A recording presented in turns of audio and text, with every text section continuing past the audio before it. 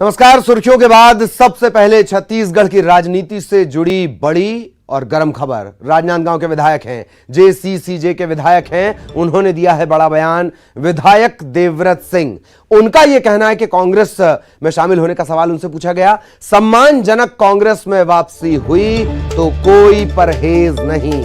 खैरागढ़ विधानसभा क्षेत्र से विधायक हैं देवव्रत सिंह। उन्होंने यह भी कहा, आगे यह भी जोड़ा कि कांग्रेस पार्टी ने मुझे बहुत कुछ दिया है। हम लोग कांग्रेस मानसिकता और विचारधारा के लोग हैं। अगर सम्मानजनक स्थिति रहेगी, सम्मानजनक स्थान मिलेगा तो वे कांग्रेस में वापसी कर सकते हैं। मरवाही के दंगल के बीच इस वक्त का बड़ा अपडेट हम आपको बता रहे हैं। कांग्रेस में वापसी से कोई परहेज नहीं है। खैरागढ़ से विधायक हैं देवव्रत सिंह, जोगी कांग्रेस छत्तीसगढ़, जोगी जनता कांग्रेस छत्तीसगढ़ के, और अब उन्होंने बड़ा बयान दिया है, कोई परहेज नहीं।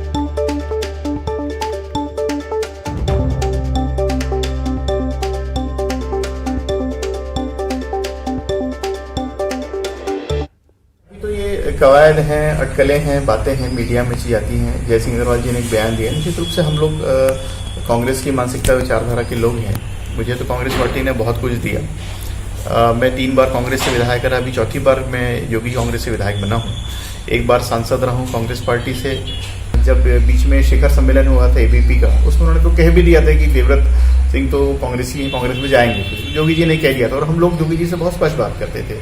योगी जी ने मुझे भी कहा था कि तीसरी पार्टी का विकल्प अब समझ में नहीं आ रहा है। अगर हम लोगों को सम्मानजनक तरह से कांग्रेस वापसी हो तो हमको जाना चाहिए। योगी जी का विचार भी था और ऐसी पहल भी हुई। रेणु जोगी जी की ने पहल की, हमने भी पहल की। अब जहां तक धर्मजीत सिंह जी का है, वो वरिष्ठ हो, अपनी बात खुद कहेंगे। पर प्रमोद शर्मा जी, मेरा लगता है कि हम लोगों का राजनीतिक भविष्य अगर हम देखते हैं तो कांग्रेस पार्टी के साथ ही है।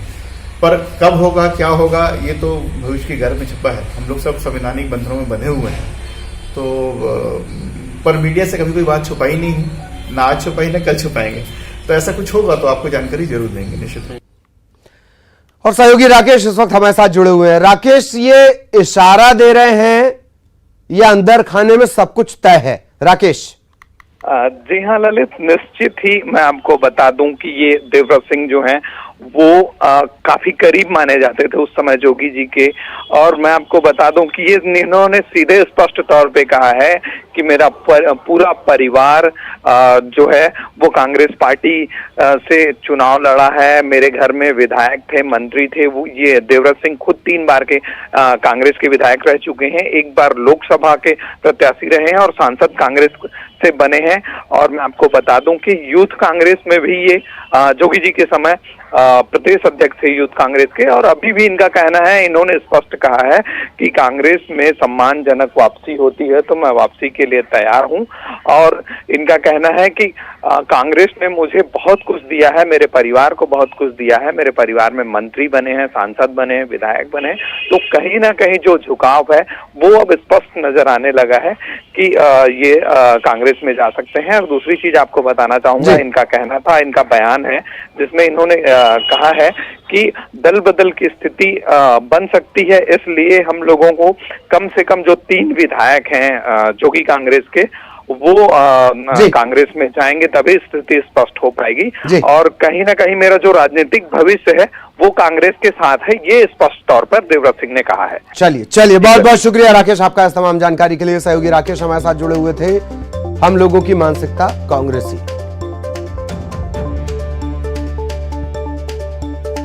तो बड़ा बयान देवव्रत सिंह की तरफ से आया है कि हम लोग की मानसिकता कांग्रेसी है। लेकिन एक बात और, सम्मानजनक स्थिति की बात उन्होंने कही है।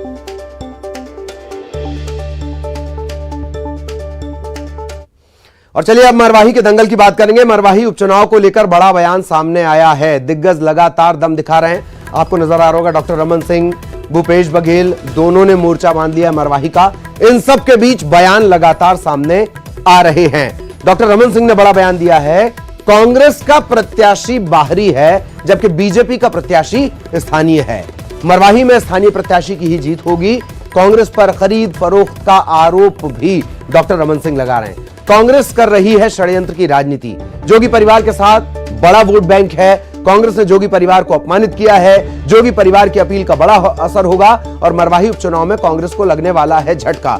सवाल यह है कि डॉक्टर रमन सिंह भाजपा से ज्यादा जोगी कांग्रेस का जिक्र अगर मरवाही के दंगल में करें तो इसे क्या माना जाए।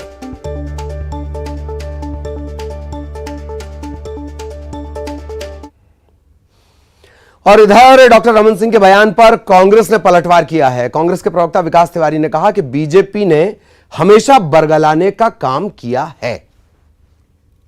चुनाव के संदर्भ में भाजपा के पूर्व मुख्यमंत्री डॉक्टर रमन सिंह का बयान बेहद हास्यास्पद है। उन्होंने कांग्रेस के प्रत्याशी को मरवाही के बाहर से बताया है, जबकि वह वहां 20 साल से अधिक लोगों की सेवा करते आए हुए हैं और मरवाही के घर घर के जो जनता है वो उनको जानती है। पूर्व मुख्यमंत्री डॉक्टर रमन सिंह जी यह जानते हैं कि मरवाही में भारतीय जनता पार्टी की बहुत करारी हार होने वाली है। अब जनता से ध्यान भटकाने के लिए, भ्रम फैलाने के लिए तमाम प्रकार का प्रयास पूर्व मुख्यमंत्री डॉक्टर रमन सिंह के द्वारा किया जा रहा है। भारत का संविधान कहता है कि जो भारत का नागरिक है वो कहीं पर से भी चुनाव लड़ सकता है। इसका उदाहरण प्रधानमंत्री नरेंद्र मोदी है, जो गुजरात से आकर उत्तर प्रदेश के वाराणसी में चुनाव आए और लड़े और जीत गए। तो क्या वो बाहरी थे? और मरवाही के चुनावी अखाड़े में कल से सीएम भूपेश बघेल और डॉक्टर रमन सिंह पूर्व सीएम दोनों उतरने वाले हैं। लगातार कई चुनावी जनसभाओं को वो संबोधित करेंगे। मरवाही पहुंचने से पहले दोनों के बीच सियासी वार पलटवार लगातार जारी है। सीएम भूपेश बघेल ने कहा कि मरवाही कांग्रेस का गढ़ है, इसलिए कांग्रेस की जीत पक्की है। इस पर पलटवार करते हुए पूर्व सीएम रमन सिंह ने कहा कि कांग्रेस का विश्वास डगमगा चुका है। कांग्रेस को अपने काम पर नहीं बल्कि खरीद फरोख्त की ताकत पर भरोसा है। मरवाही में बीजेपी की जीत होगी। मरवाही हमारा कांग्रेस का गढ़ रहा है। वहाँ के लोग हमेशा वहाँ लोगों से आत्मीय संबंध रहा है और जो छत्तीसगढ़ में हमारी सरकार ने जो विकास कार्य किए हैं उसके प्रतिसाद हमको मिलेगा। 3 तारीख को मतदान होगा, 10 तारीख को गणना होगी। कांग्रेस को मरवाही की जनता पे विश्वास उठ चुका है। उनका आत्मविश्वास डगमगा गया है। संभावित पराजय को देखते हुए अब उनके सामने एक ही विकल्प दिखता है, इसको ले लें, उसको ले लें, इसको ले लें, और एक वातावरण बनाने के काम में लगे हुए हैं कि विधायक आ रहा है, कि ये आ रहा है। चुनाव में रोका जा रहा है लोगों को, चुनाव लड़ने से अमित जोगी और उसकी पत्नी को रोका गया। तो ये एक वातावरण का निर्माण कर रहे हैं, मगर ये उनके डगमगाते हुए आत्मविश्वास और पराजय की ओर इशारा करता है कि पार्टी इस बार पूरी तरीके से मरवाही में पीछे है। उनको अपने खरीद फरोख्त की ताकत पर विश्वास ज्यादा दिख रहा है कि इसको खरीद लेंगे, उसको खरीद लेंगे। सहयोगी सुरेंद्र इस वक्त हमारे साथ जुड़े हुए हैं और सुरेंद्र के पास हम आपको लिए चलेंगे। सुरेंद्र, दरअसल मरवाही को लेकर तमाम बातें निकल कर आई, बयान निकल कर आए, सब छोटे छोटे बयान थे। असल सियासी बयान तो कल से शुरू होंगे जब मुख्यमंत्री और पूर्व मुख्यमंत्री दोनों एक ही जमीन पर एक ही सीट के लिए कैंपेनिंग कर रहे होंगे। सुरेंद्र, देखिए ललित, कल का जो वाकया है काफी दिलचस्प रहने वाला है, क्योंकि पूर्व मुख्यमंत्री और वर्तमान मुख्यमंत्री दोनों मरवाही के मैदान में दंगल में उतरेंगे और चुनाव प्रचार करेंगे। लेकिन सबसे बड़ा सवाल ये है कि आखिर जो मरवाही की जनता है वो किसके पक्ष में अपना मत देगी, वो तो आने वाला वक्त ही तय करेगा। लेकिन ये जरूर है कि मरवाही को लेकर जिस तरह से बयानबाजी शुरू हुई है, चाहे वो बीजेपी से हो चाहे वो कांग्रेस से हो, दोनों दल अपने अपने बयान दे रहे हैं। लेकिन सबसे बड़ा दिलचस्प बात यह है कि जो जोगी कांग्रेस के जो मतदाता हैं वो अभी साइलेंट हैं।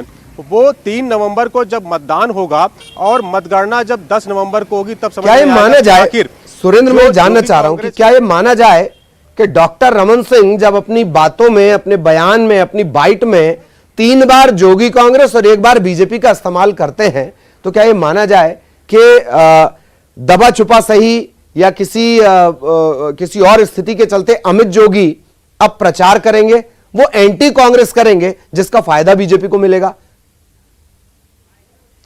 देखिए ललित, इससे मना नहीं किया जा सकता है कि जिस तरह से अमित जोगी लगातार मरवाही में अपना कैंप डाले हुए हैं, उनकी जो उनकी मां है रेणु जोगी वो भी वहां पर हैं, और जो सपनों का सौदागर की किताब को लेकर वो जगह जगह घूम रहे हैं, गांव-गांव जा रहे हैं, और ये जरूर ये कह रहे हैं कि न्याय की यात्रा उन्होंने निकाली है और न्याय के लिए वो लगातार मरवाही के विधानसभा के क्षेत्र में घूम रहे हैं।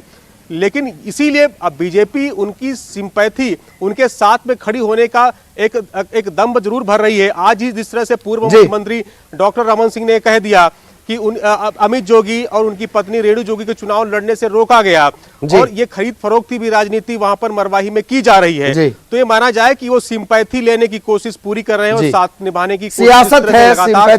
सिंपैथी के साथ साथ अगर सत्ता और सत्ता के वोट मिल जाएं तो उसमें क्या गुरेज है। बहुत बहुत शुक्रिया, आपका वक्त कम है हमारे पास सुरेंद्र, बहुत बहुत धन्यवाद आपका इस तमाम जानकारी के लिए। सुरेंद्र हमारे साथ जुड़े हुए थे। इधर खबर मरवाही से, मरवाही में बीजेपी को लगा है एक और बड़ा झटका। दरअसल युवा मोर्चा के तकरीबन 50 से ज्यादा जो कार्यकर्ता हैं उन्होंने कांग्रेस का दामन थाम लिया है। नेता और कार्यकर्ता वो कांग्रेस में शामिल हो गए। मंत्री जयसिंह अग्रवाल के सामने वो कांग्रेस में शामिल हुए हैं। जयसिंह अग्रवाल ने कुछ दिन पहले और भी कहा था कि बहुत सारे लोग जो जोगी कांग्रेस के हैं, मतलब कार्यकर्ता तो हो ही चुके हैं, नेता लोग हैं वो भी उनसे संपर्क कर रहे हैं। बीच में ये भी कह दिया गया कि नेताओं के द्वारा कि रेणु जोगी जो है वो संपर्क कर रही हैं, मतलब वो कांग्रेस में आना चाहती हैं। आज देवव्रत सिंह ने ये बात कह दी।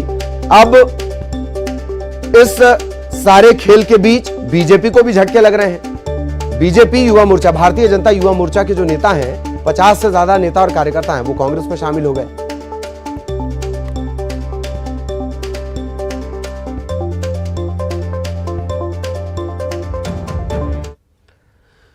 और यहां रुकेंगे एक ब्रेक के लिए। क्या आरजेडी अपनी पॉलिटिकल भाषा में इसको स्ट्रेंथ कहा जाता है? उनका स्ट्रेंथ है मुस्लिम यादव समीकरण, MY समीकरण। ये MY वो नहीं है, ये MY माए है, मैं और मेरा परिवार। राहुल गांधी कह रहे हैं कि चाइना की सेना 1200 किलोमीटर अंदर घुस गई है। मोदी जी के नेतृत्व में भारत की संप्रभुता नभ में, थल में और जल में, तीनों में सुरक्षित है, ये मैं बोलना चाहता हूं। और ब्रेक के बाद बस्तर की बात। बस्तर दौरे पर सीएम भूपेश बघेल रहे और मुरिया दरबार में शामिल हुए। यहां सीएम ने कई बड़े बड़े ऐलान किए। यहां पर सांसद दीपक बैज ने मुख्यमंत्री बघेल को पगड़ी पहनाकर उनका स्वागत किया। इस दौरान मुख्यमंत्री भूपेश बघेल ने सांसद बैज की मांग पर दशहरा समिति से जुड़े सभी लोगों के मानदेय बढ़ाने की घोषणा की। मुख्यमंत्री बघेल ने दशहरा समिति से जुड़े लोगों के वनाधिकार पट्टे होने पर उन्हें देने का निर्देश तत्काल कलेक्टर को दिया है। उन्होंने ये भी कहा कि 6 महीने के अंदर ग्राम सभा कर पट्टे दिए जाएं। समिति में खाली पदों को भी 6 महीने में भरने और तहसीलदार परिसर में मांझी भवन के उन्नयन के लिए 10 लाख रुपए देने का ऐलान उन्होंने किया। मंदिर में शेड निर्माण के लिए भी 10 लाख रुपए की घोषणा की। झीरम कांड के शहीदों को याद करने के लिए लाल बाग आयोजन, झीरम में शहीद लोगों के बलिदान को याद करने के लिए एक झीरम शहीद स्मारक, इसकी आधारशिला उन्होंने रखी। बस्तर के लिए 158 कार्यों का लोकार्पण, 224 कार्यों का शिलान्यास उन्होंने किया।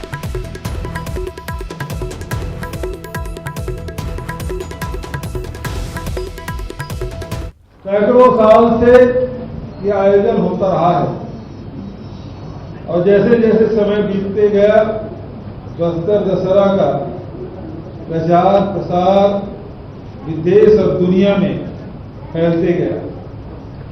बस्तर दशहरा न केवल हिंदुस्तान में लोकप्रिय है, बल्कि विदेशों में भी इसकी अपनी विशिष्ट पहचान है।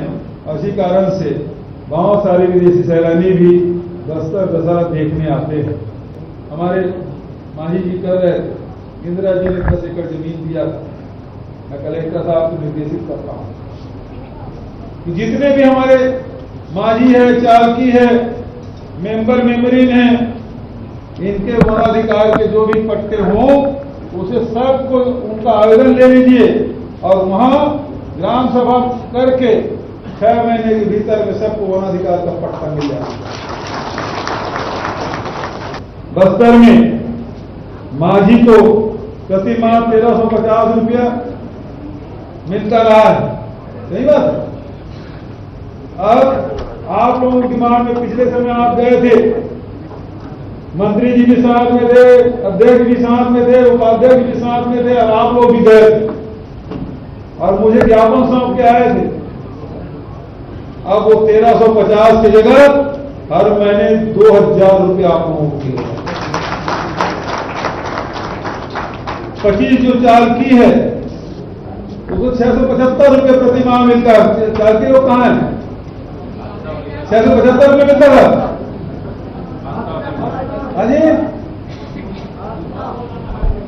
675 रुपये मिलता था ना हर महीना, अब उसे बढ़ाकर 1000 रुपये कर। और मुख्यमंत्री भूपेश बघेल ने झीरम घाटी हत्याकांड में एक बार फिर केंद्र की भाजपा को निशाने पर लिया। उन्होंने कहा कि शहीदों को मारने वालों का नाम हम जानना चाहते हैं, उनकी गिरफ्तारी हो, लेकिन केंद्र सरकार अड़ंगा लगा रही है। एनआईए जांच नहीं कर रही और ना ही हमको करने दे रही है।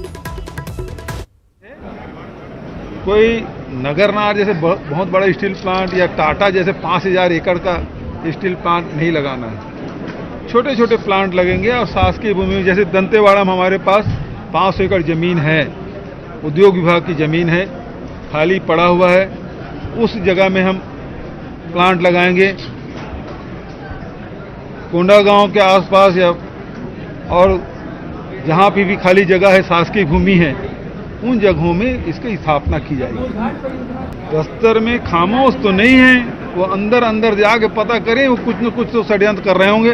नगर नार के बारे में हमारा स्पष्ट मानना है, उस समय इस्पात मंत्री आए थे, खान मंत्री आए थे, उसे हमने कह दिया है। एनएमडीसी के जो सीईओ है वो आए थे, सीएमडी आए थे, उनसे मैंने कहा कि ये प्लांट निजीकरण नहीं होना चाहिए, क्योंकि बस्तर के लोग जमीन इसलिए दिए थे कि एनएमडीसी वहां स्टील प्लांट लगाए, इसे निजी हाथों में बेचने के लिए नहीं दिया गया था, और ये वहां के जनभावना के विपरीत होगा, इसलिए इसे निजीकरण न किया जाए। जो हमारे प्रथम पंक्ति के नेता उसमें शहीद हुए थे, चाहे बस्तर टाइगर महेंद्र कर्मा हो, विद्याचरण जी हो, चाहे नंद कुमार पटेल जी हो, उदय मुदलियार जी हो, सारे लोग शहीद हुए थे, उसमें जवान भी हमारे शहीद हुए थे। तो बस्तर घाट में झीरम घाटी स्मारक हम लोग बनाएंगे, और उसमें हमारे जितने भी जवान जो शहीद हुए हैं उनको भी वहाँ उसमें स्थान दिया जाएगा, ताकि जिन जवानों ने अपने प्राणों की आहुति हमारे सुचयन के लिए जो अर्पित की है, उनकी भी यादगार बनी रहे। लगातार भारतीय जनता पार्टी केंद्र में बैठी हुई सरकार उसमें अड़ंगा लगा रही है। तो इस बुलेटिन में इतना ही, लेकिन आगे जरूर देखिए जेपी नड्डा सुपर एक्सक्लूसिव। नमस्कार।